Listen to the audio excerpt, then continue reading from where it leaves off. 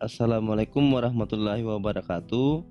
Pada video kali ini kita akan membahas langkah-langkah pengolahan data untuk mengecek asumsi pada regresi linear sederhana menggunakan aplikasi SPSS. Baik, berikut adalah ilustrasi contoh penelitian, yaitu manajer PT Maju Bersama dalam beberapa bulan gencar mempromosikan sejumlah peralatan elektronik dengan membuka outlet-outlet di berbagai daerah.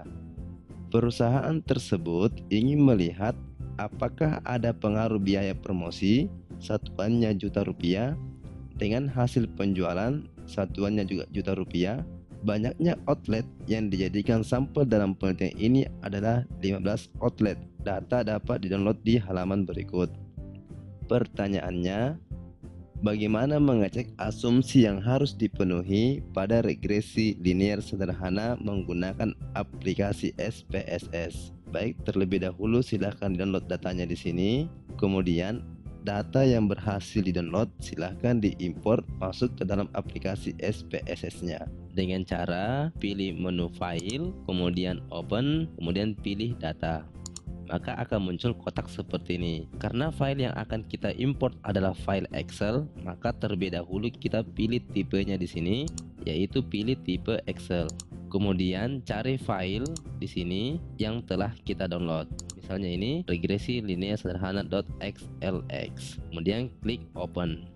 Maka akan muncul kotak seperti ini. Setelah itu klik OK. Maka datanya berhasil masuk ke dalam SPSS. Perlu kita ketahui bahwa setiap kita mengimport data masuk ke dalam SPSS, maka terlebih dahulu masing-masing variabel ini kita definisikan di variabel view. Pada variabel view ini terdapat 3 variabel, yaitu variabel daerah, variabel penjualan, dan variabel promosi. Tipe data pada masing-masing variabel ini untuk daerah yaitu tipe string. Di sini ada beberapa jenis tipe. Kalau yang diinput adalah berupa angka, maka pilih numerik.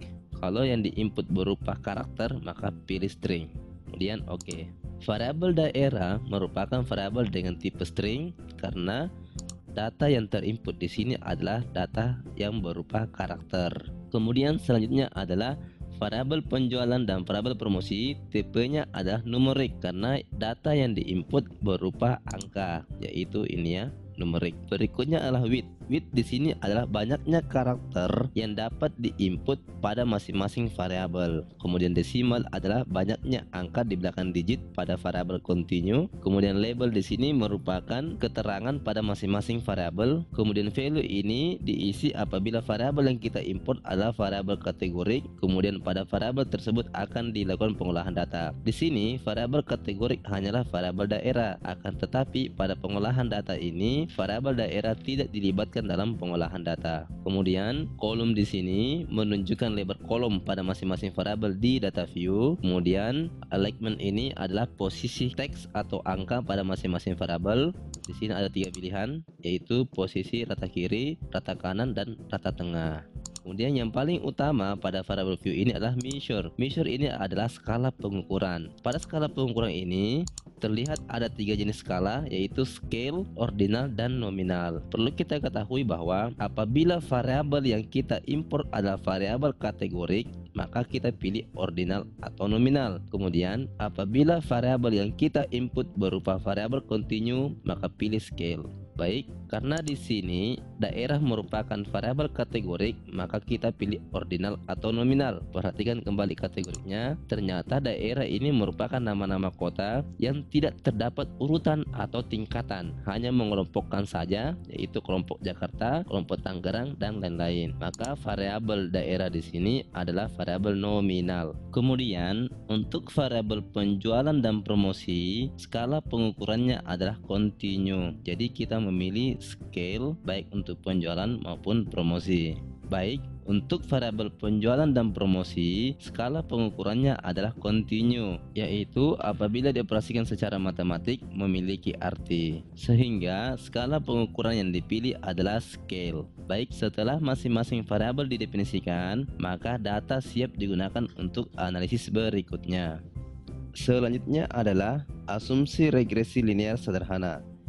Yang pertama, skala pengukuran variabel independen dan variabel dependen adalah kontinu, yaitu interval atau rasio.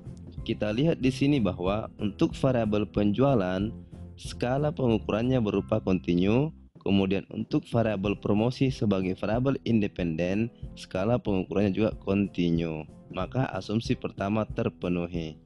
Baik, selanjutnya adalah asumsi yang kedua, yaitu seharusnya tidak ada pencilan atau outliers yang signifikan. Untuk mendeteksi apakah ada outliers atau tidak, kita bisa melihat dengan dua cara, yaitu dengan cara grafik atau dengan cara melihat nilai residualnya. Baik, yang pertama adalah kita akan membuat scatter plot antara variabel penghasilan dan variabel penjualan. Baik, yang pertama adalah untuk melihat outliers menggunakan metode grafik, yaitu kita akan membuatkan scatter plot antara biaya promosi dengan hasil penjualan, yaitu dengan cara akan dibuka kembali SPSS-nya, yaitu pilih menu Graph, kemudian Legacy Dialog, kemudian pilih Scatter. Maka akan muncul kotak seperti ini. Silahkan pilih Simple Scatter, kemudian klik Define, kemudian untuk penjualan masukkan di sumbu Y, kemudian untuk variabel promosi masukkan di sumbu X. Setelah itu klik tombol OK. Maka akan muncul scatter plot seperti ini.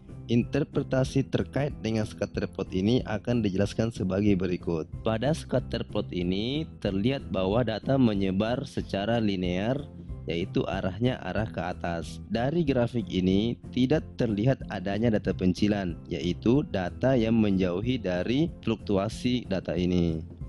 Kemudian untuk mengecek adanya outliers, kita juga bisa melihat dengan cara melihat nilai residualnya, yaitu silakan pilih Analyze, kemudian pilih Regression, kemudian pilih Linear, kemudian masukkan variabel promosi di independen.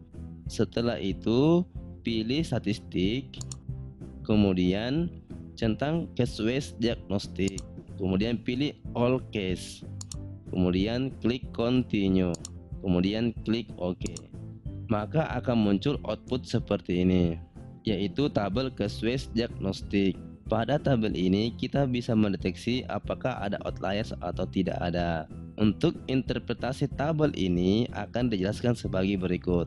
Pada tabel case wise diagnostic ini cukup kita perhatikan nilai standardized residualnya. Untuk standardized residual ini diasumsikan menyebar normal baku, yaitu rataan 0 dan ragamnya sama dengan 1. Untuk mendeteksi apakah ada data pencilan atau outliers, bisa kita lihat dari kriteria ini, yaitu apabila standardized residual errornya berada di antara selang -3 sampai dengan 3, maka data tersebut bukan pencilan. Dan apabila nilai standardized residual errornya ini lebih dari 3 dan kurang dari -3, maka data tersebut dianggap sebagai data pencilan. Pemilihan angka -3 dan 3 ini berasal dari normal baku dengan rataan 0 dan ragam 1. Kita lihat di sini bahwa ternyata dari amatan pertama sampai amatan ke-15, semua nilai standardized residualnya ini berada di antara selang -3 sampai dengan 3. Maka kita dapat menyimpulkan bahwa tidak ada data pencilan atau outliers.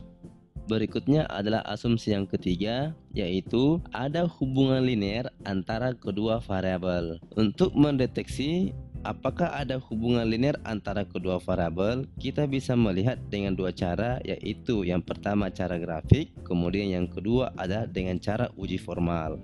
Untuk metode grafik, kita bisa melihat hubungan linear antara kedua variabel, yaitu dengan cara membuat scatter plot antara variabel promosi dengan variabel penjualan, yaitu sebagai berikut. Scatter plot ini kita sudah buat sebelumnya. Dari fluktuasi sebaran data ini terlihat bahwa data-data ini menyebar secara linear positif, yaitu mengikuti garis lurus ini. Dengan demikian, variabel promosi dan variabel penjualan terdapat hubungan linear. Kemudian berikutnya adalah kita akan menguji hubungan linear kedua variabel ini dengan cara uji formal, yaitu silahkan kembali ke SPSS-nya, kemudian pilih Analyze, kemudian pilih compare means, kemudian pilih means. Setelah itu masukkan variabel penjualan di dependent list, kemudian masukkan variabel promosi di independent list. Selanjutnya adalah pilih option, kemudian centang test for linearity, kemudian klik continue. Setelah itu klik OK. Maka akan muncul tabel ANOVA seperti ini. Interpretasi output pada tabel ANOVA ini akan dijelaskan sebagai berikut. Pada tabel ANOVA ini, kita akan menguji hipotesis apakah terdapat hubungan linear atau tidak, yaitu dengan hipotesis sebagai berikut. H0-nya ada hubungan linear antara biaya promosi dan hasil penjualan. H1-nya tidak ada hubungan linear antara biaya promosi dan hasil penjualan. Artinya, H0 akan diterima apabila nilai signifikansinya lebih dari alfa, kemudian H0 akan ditolak apabila nilai signifikansinya kurang dari alfa. Berdasarkan hasil analisis, diperoleh nilai F hitung sebesar 0,206 dengan nilai signifikansi sebesar 0,969. Karena nilai signifikansi ini lebih dari alfa, di mana alfa yang ditetapkan sebelumnya yaitu 0,05, maka tidak cukup bukti untuk menolak H0. Artinya H0 diterima. Oleh karena itu terdapat hubungan linear yang signifikan secara statistik dengan tingkat keyakinan 95%. Baik, itulah langkah-langkah pengecekan asumsi pada regresi linear sederhana untuk mengecek asumsi skala pengukuran variabel, asumsi outliers, dan asumsi linearitas. Untuk asumsi yang lain akan dijelaskan pada video berikutnya. Oke, sekian video kali ini. Sampai jumpa di video berikutnya. Jangan lupa share, like, and subscribe ya. Wassalamualaikum warahmatullahi wabarakatuh.